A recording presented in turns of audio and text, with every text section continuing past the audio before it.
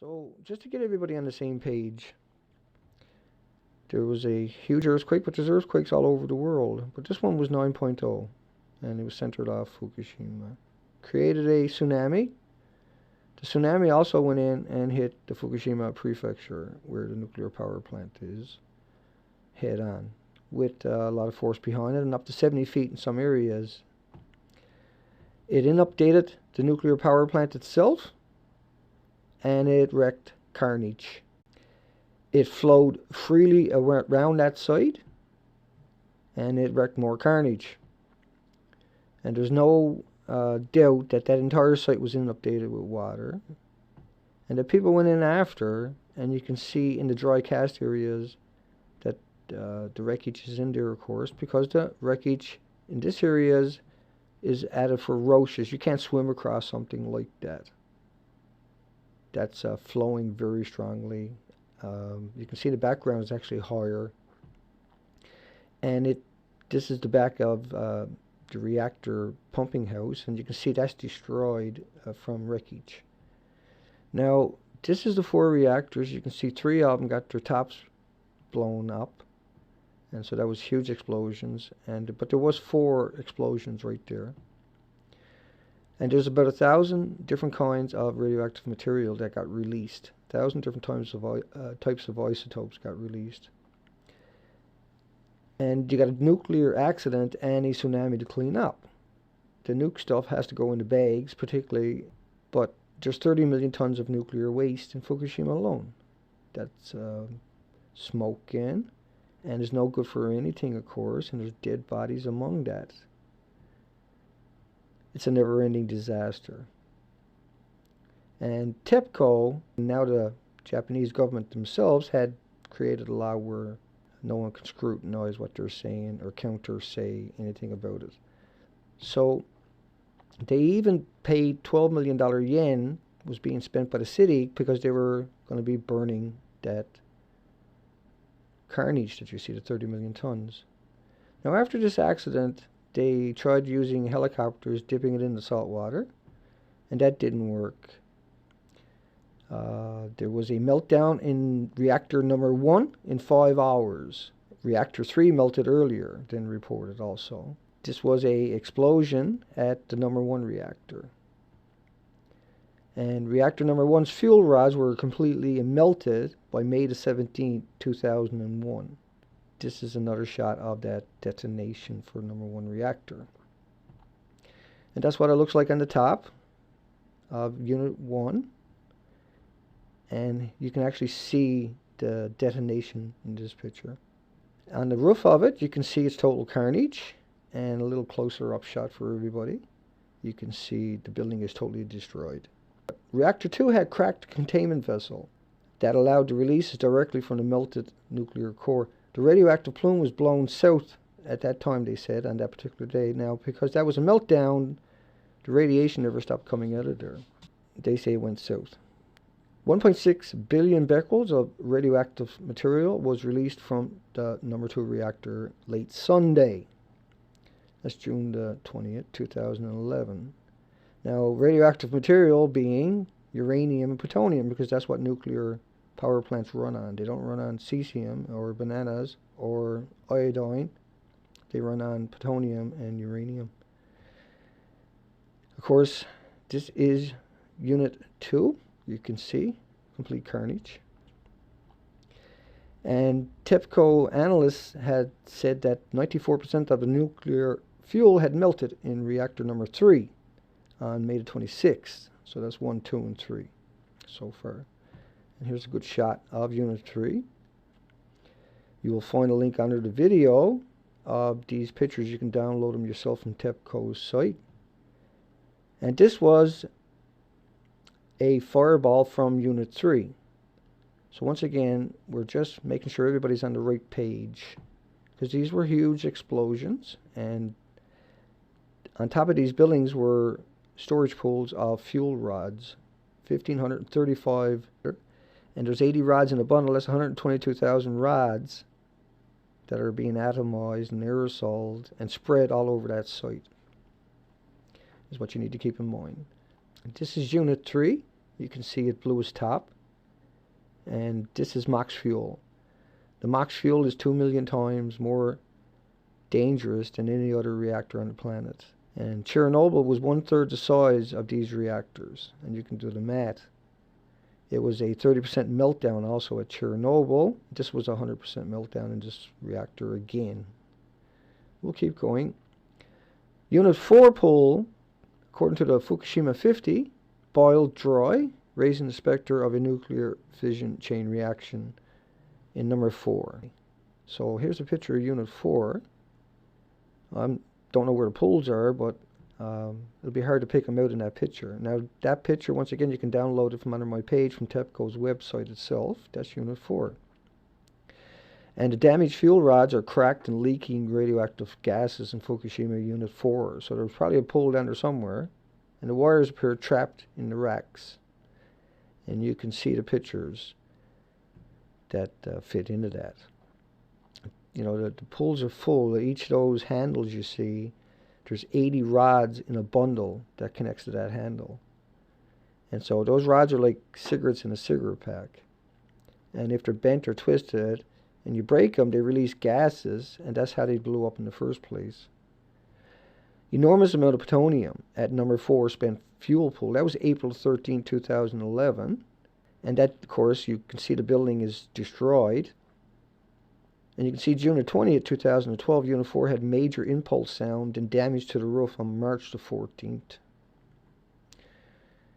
And once again, here's a good shot. You can see how much damage is there. It's through the whole building.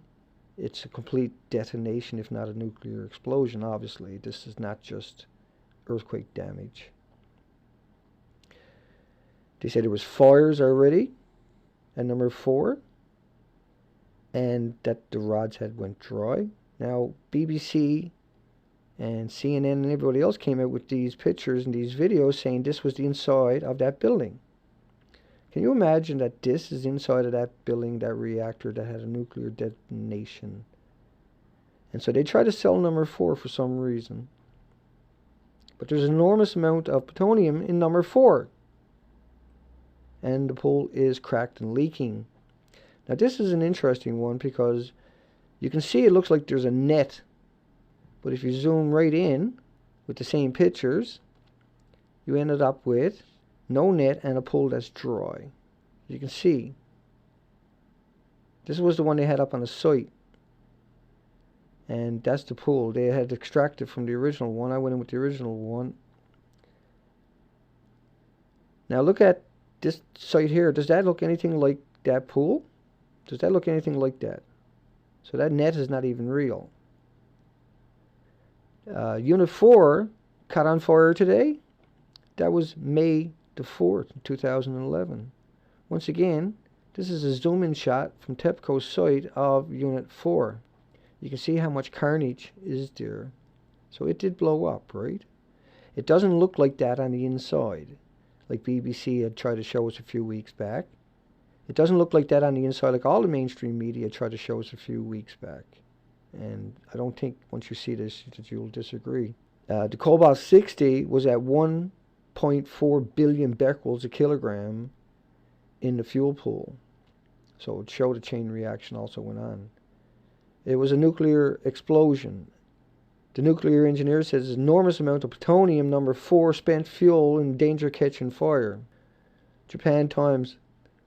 The walls are cracked below ground of Fukushima reactor buildings, as if the damage above the ground isn't enough. And you can see this signature, heat signature of the buildings, that there's, the buildings are in bad shape. This was from Japan's TV. Now, reactor number 5 and 6 were not in cold shutdown after the quake, which is what they're implying, a report by UN nuclear industry. And cooling at the spent fuel pool number 5 stopped until the cables were installed. So there was definitely trouble there. And that's the buildings, 5 and 6, in front of you. And there was enough cesium found near the drainage gates at reactor number 5 they couldn't get near it. The level was just too high, 2,300 times what they consider even reasonable. This is the pump houses out in front of number 5 reactor. And this is the pump house in front of number 6 reactor. And the cesium rises by 5 and 6 discharge at the highest level in months. And so that was on September the 23rd, 2012. Still having huge issues from all the radioactivity all around them. You can never work in that reactor 5 and 6 again. This was damage out in front of it, to the left of it, and to the right of it, or left and right. And you can see in this shot here how much damage from the tsunami came along. The pump houses were taken out right away. I should have mentioned earlier, but the cooling systems at number 5 stopped working on Wednesday afternoon. That was come out March the 23rd. Now, you can see the water inside of buildings 5 and 6, and they didn't, in the pictures that are below, you can download them yourself, it shows these pictures as 5 and 6. We don't know what's what, 100%. But we do know that 4 of the 5 emergency diesel generators on Unit 5 and 6 were inoperable after the tsunami, and they only had 1 air-cooled emergency diesel generator on Unit 6 continued to function and supplied electrical power to Unit 6 and later to Unit 5. Now, how would you ever see these generators? They're massive. There's radiation everywhere. There's carnage. People don't even know if their families got swept away. And so I find that story hard to believe. Unit 5 has been shut down and is in an outage since January the 3rd, 2001. But apparently they weren't in a cold shutdown. There's conflict and stories about that. And the fuel had been loaded into the reactor. This was August 14, 2010.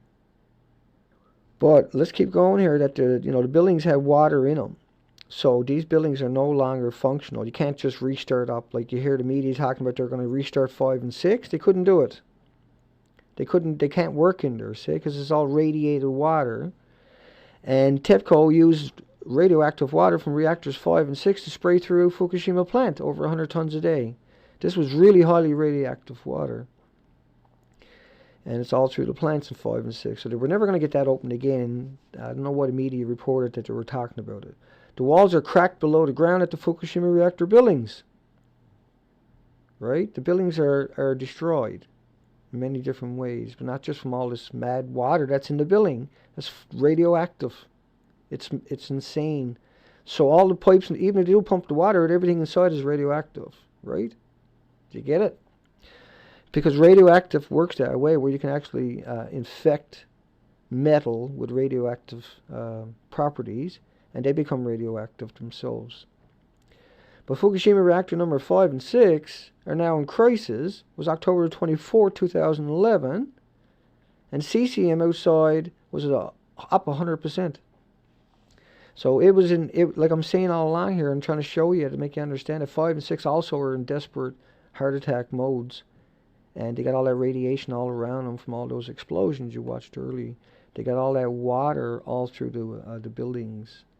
You can download the video or the pictures yourself from the link on below. I wanted to touch on this one, that if number 4 collapses, Japan will be evacuated.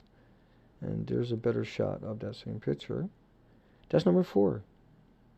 Now remember, they showed us that on BBC recently and said, look at it, how nice it is and everything else in there.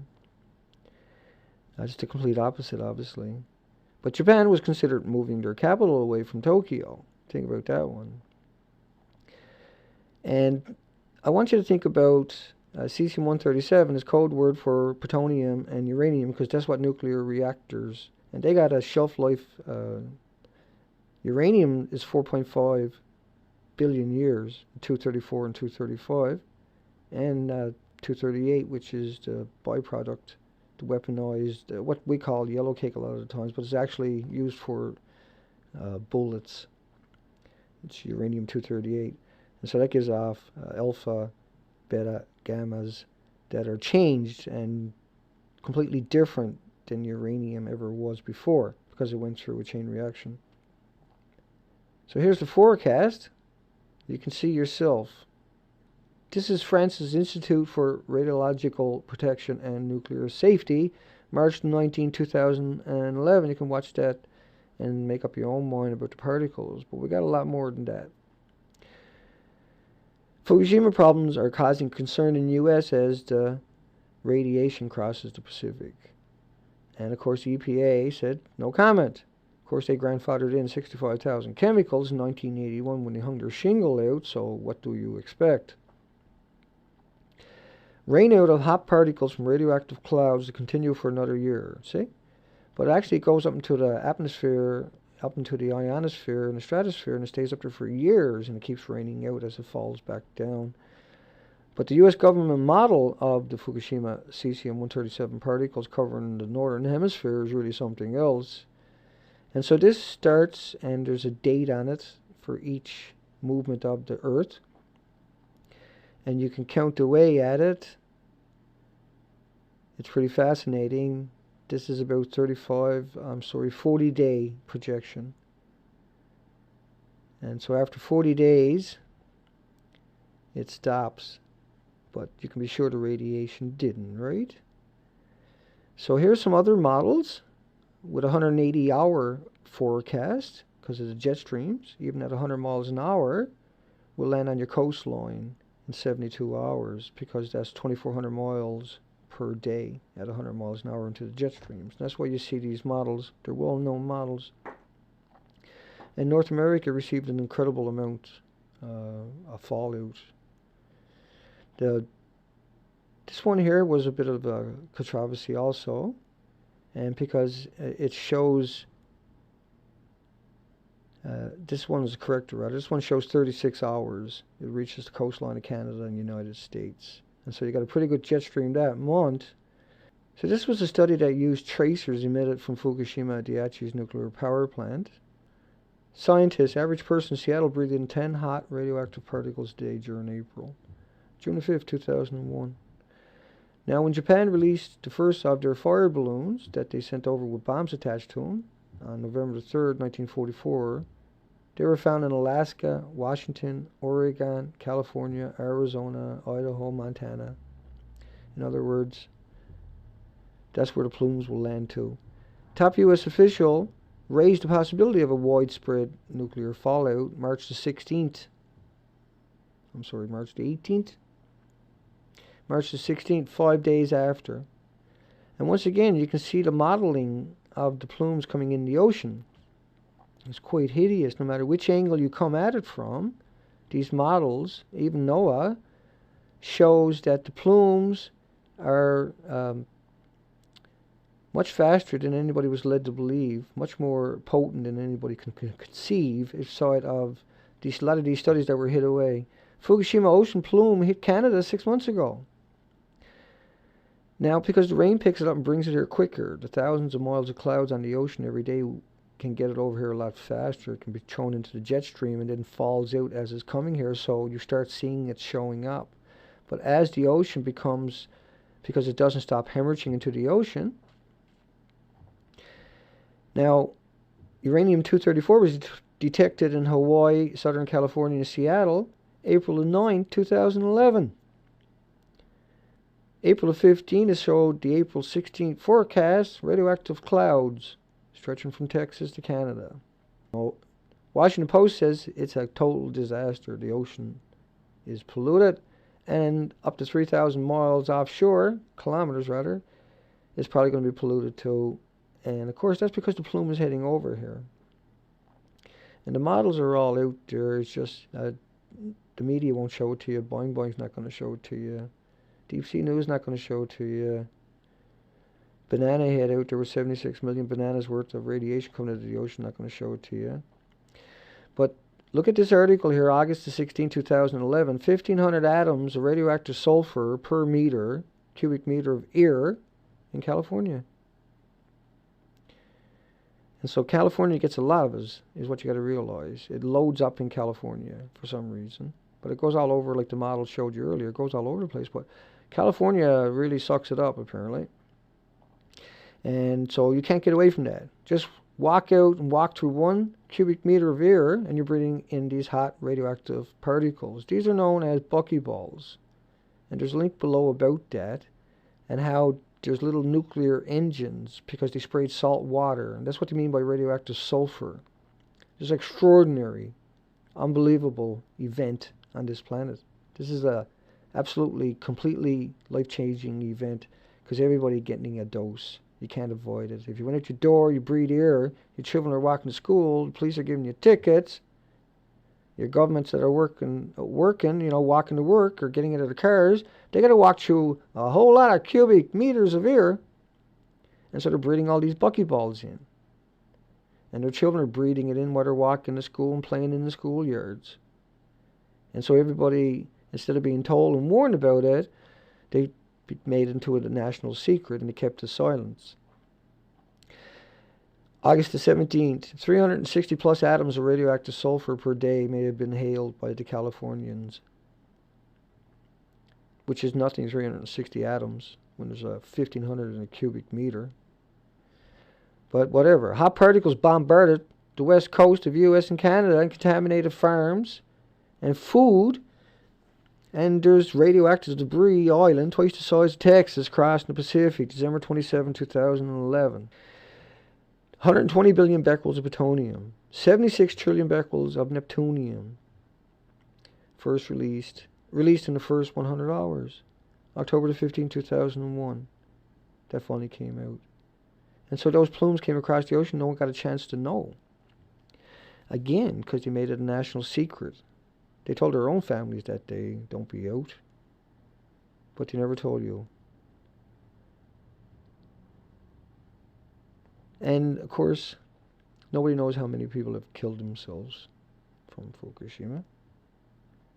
I know there was one man got interviewed and had watched his wife burn up on TV because she was an evacuee and couldn't deal with it. And just couldn't deal with it.